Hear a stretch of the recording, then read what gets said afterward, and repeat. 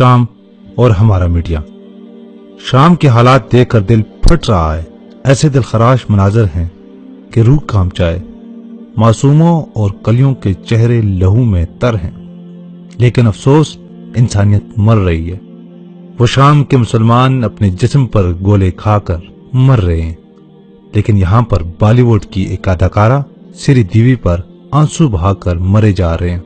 پوری دنیا کی صحافت اور میڈیا شام کے حالات پر رو رہے ہیں، اور ہمارے جیو اور ARY جیسے تمام چینلز اپنی ماں کی مرنے پر سوگ منا رہے ہیں۔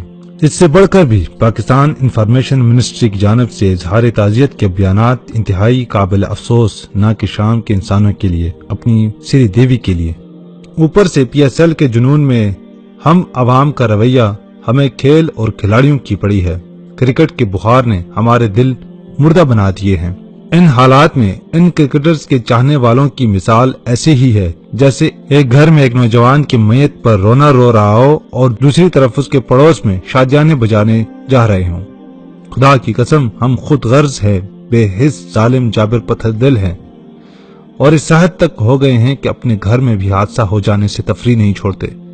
اب وہ باتیں صرف کتابوں تک محدود ہو گئی ہیں کہ تمام دنیا کے مسلمان ایک جسم کی مانند ہیں، اور اگر جسم کے کسی ایک حصے کو چوٹ لگتی ہے تو سارا جسم بے چین اور بے قرار ہو جاتا ہے۔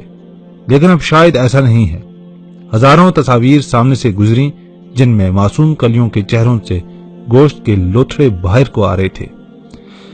یقیناً سب نے دیکھے ہیں، میں نے بھی دیکھے، نہیں دیکھ سکا، ہمت نہیں ہوئی ان تصاویر کو دیکھنے کی۔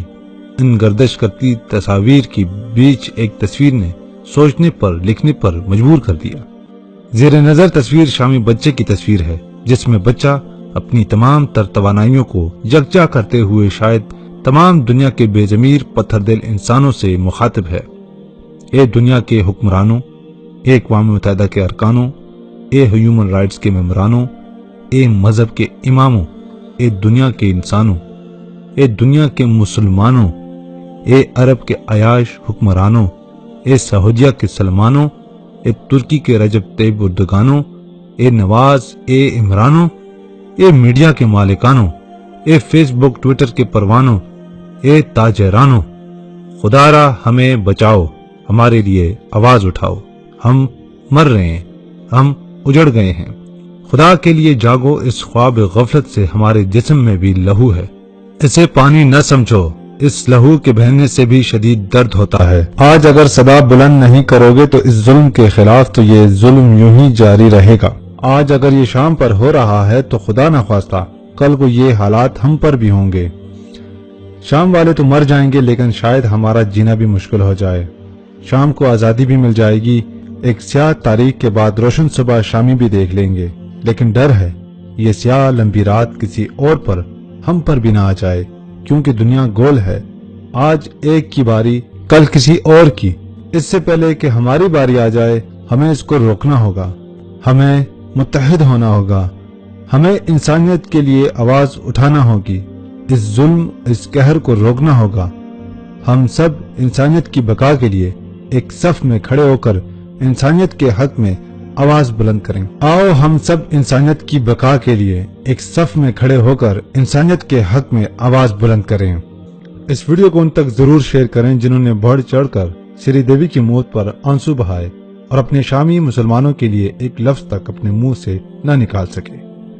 اس ویڈیو کو ان تک بھی شیئر کریں جو کہ رمضان میں اپنے ٹی وی چینل پر درس و تدریس کا ہمیں 24 گھنٹے پیغام دینے کی کوشش کرتے ہیں، مگر ان کی یہ صحافت صرف اپنی جیب کو بھرنے تک نظر آتی ہے۔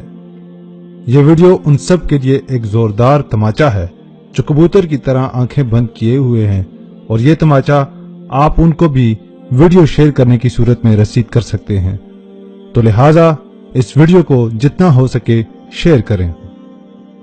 خدا ہمارا حامی و ناصر ہو، آمین۔